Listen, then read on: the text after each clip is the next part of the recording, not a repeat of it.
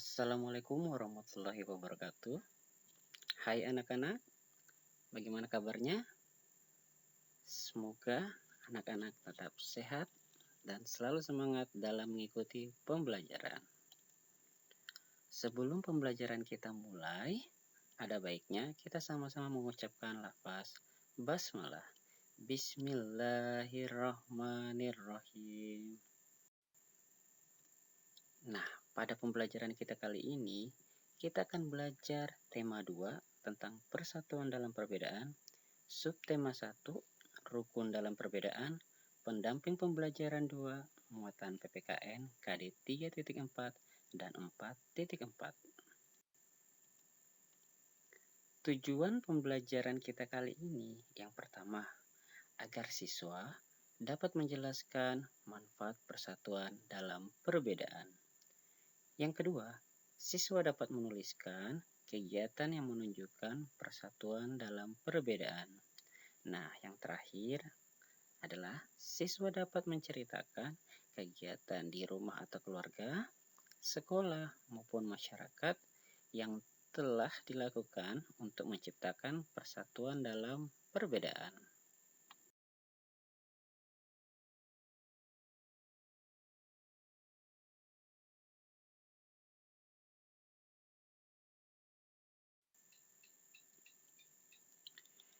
Indonesia adalah bangsa dengan beragam suku bangsa, budaya, agama, serta keadaan ekonominya. Ada banyak contoh perbedaan di lingkungan sekitar kita. Misalnya sebagai berikut. 1. Di keluarga besarmu, mungkin ada yang berasal dari suku yang berbeda denganmu.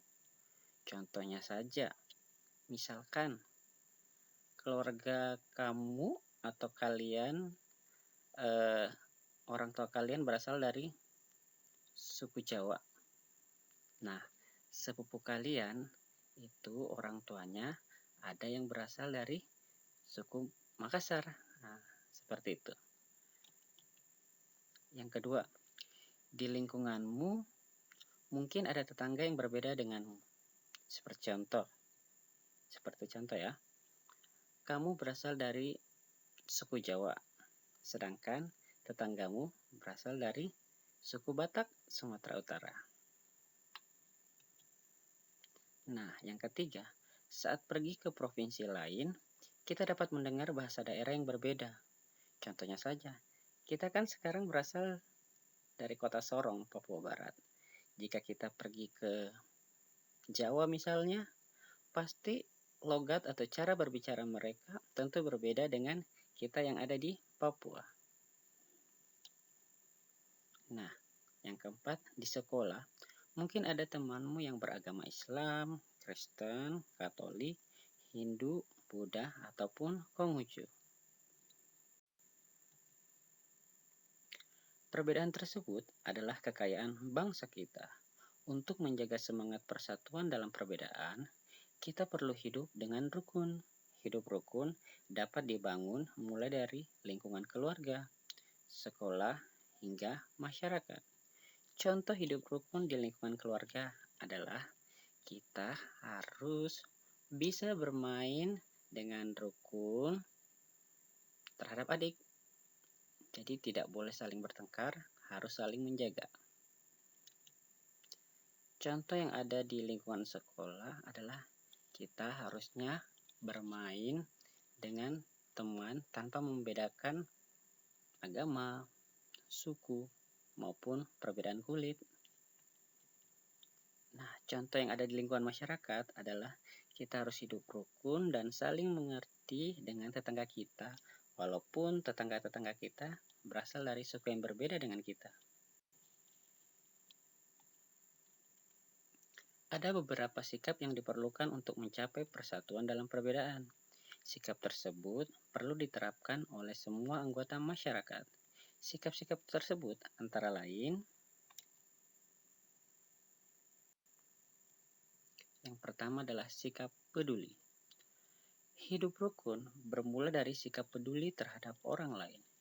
Peduli berarti menyadari bahwa orang lain mempunyai kebutuhan yang berbeda dari kita.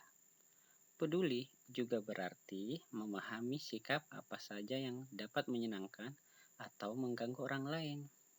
Contoh sikap peduli adalah seorang anak atau dua orang anak sedang membantu orang tua menyeberang jalan.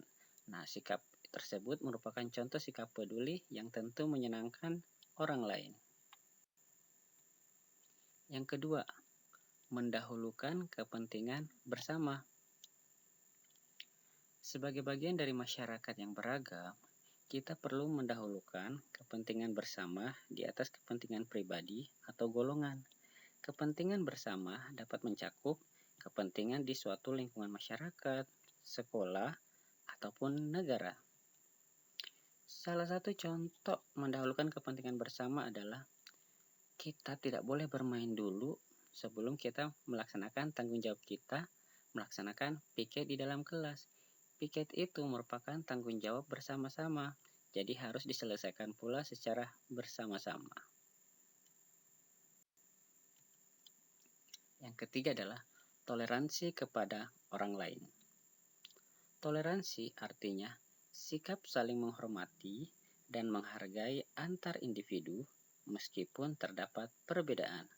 Toleransi ini merupakan sikap yang harus terus diterapkan dalam kehidupan sehari-hari. Contoh sikap toleransi dalam perbedaan agama. Di Indonesia kan ada 6 agama. Jadi, kita harus bisa menghormati atau menghargai tetangga kita, teman kita, atau siapapun yang ada di lingkungan masyarakat meskipun dia berbeda agama dengan kita. Contoh yang kedua adalah toleransi terhadap suku teman kita atau tetangga kita yang lain meskipun berbeda dengan kita. Meskipun kita contohnya berasal dari suku Jawa, teman kita ada yang dari Papua, ada yang dari Bali, dan lain-lain, kita tetap harus bisa saling menghormati dan menghargai. Tujuannya apa? Agar tidak terjadi perpecahan antar sesama kita. Nah, manfaat hidup rukun antara lain sebagai berikut. 1. Menciptakan kedamaian. 2. Hidup menjadi aman, nyaman, dan tentram dalam menghindari perselisihan.